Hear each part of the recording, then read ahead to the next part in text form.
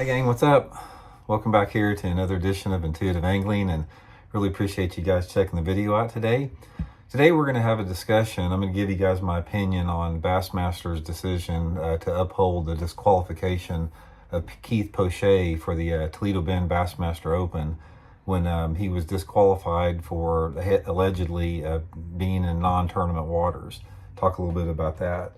I'm not going to go into the details of everything around it, but apparently Bassmaster said that Keith was in an off-limits area with his boat. You know, he fishes out of the aluminum Gator Tracks boat, and by all indications, if you guys have a chance, you can look at Keith Poche's Facebook page, and he details, you know, the basically the wildlife refuge rules in there. He highlights things in there.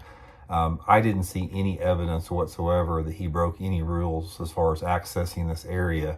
He wasn't in any areas that he wasn't supposed to be. Everything seemed legal according to the rules lined out by the wildlife refuge area there.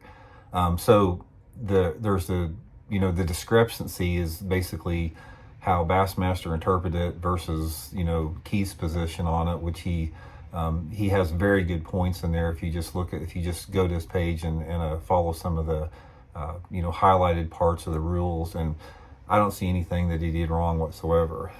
So that's a different story there. That's something that can be discussed for its own merit.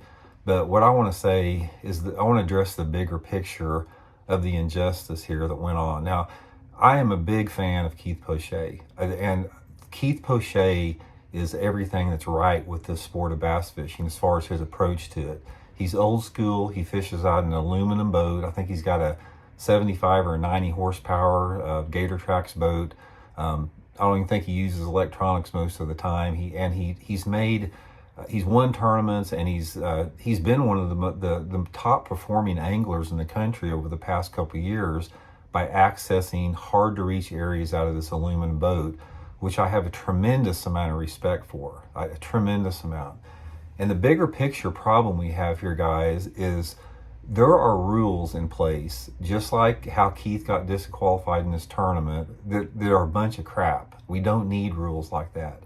When you talk about guys like Keith Poche, Keith uses his creativity and his ingenuity to access areas that other people can't reach or don't want to reach to catch bass. Now, a lot of the things a lot of the techniques that Keith uses, there's a lot of rules against the way he fishes. As far as you can't get out of the boat to make your boat accessible. You can't use devices to pull your boat over shallow water. You can't get out of your boat to pull your boat over shallow water.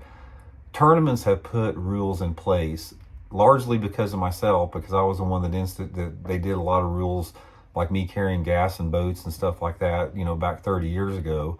But they have put rules in place, tournament organizations, to take away the advantages of shallow water anglers like Keith Poche and how I was back in the day.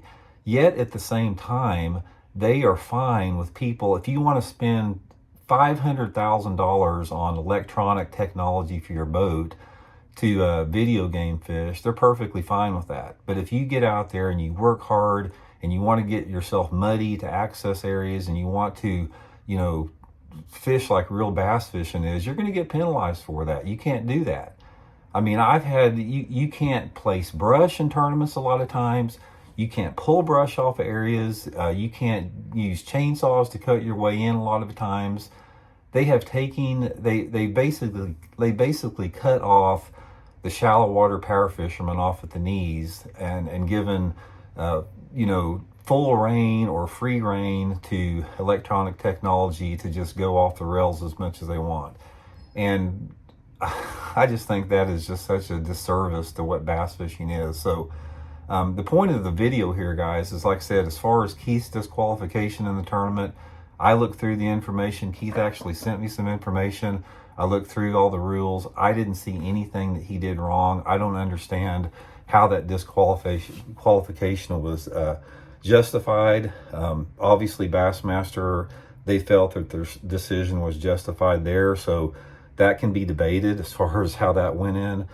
But for me, this goes well beyond that qualification. It goes well beyond you know, an isolated incident like that. And it talks to the bigger picture about how guys like Keith Poche, guys that really want to bass fish the way bass fishing is meant to be, are just discriminated against. They are.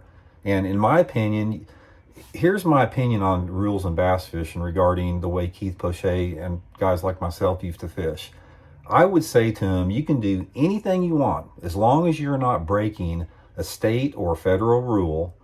Then whatever you want to do, you can do it. It's just like, you know, all the tournament organizations, there is no limit on technology. If you worked with some undercover project with NASA and you had some high-tech thing that could detect every species and every location and every bass and put some type of electronic frequency into the water to make them bite, and it costs $20 million, it'd be legal to do in a tournament, but it's not illegal for Keith Poche to get out and just drag his boat over mud flats. Ridiculous. So anyway, that's my position on the thing, guys. I'd encourage you, go to Keith Poche's Facebook page. You can probably read it a little bit more. Bass hasn't released a lot of information on it, but it's something that I hate to see, because like I said, I root for Keith Poche to win every tournament out there, because I think I think bass fishing needs to get pointed in that direction instead of the alternative out there. So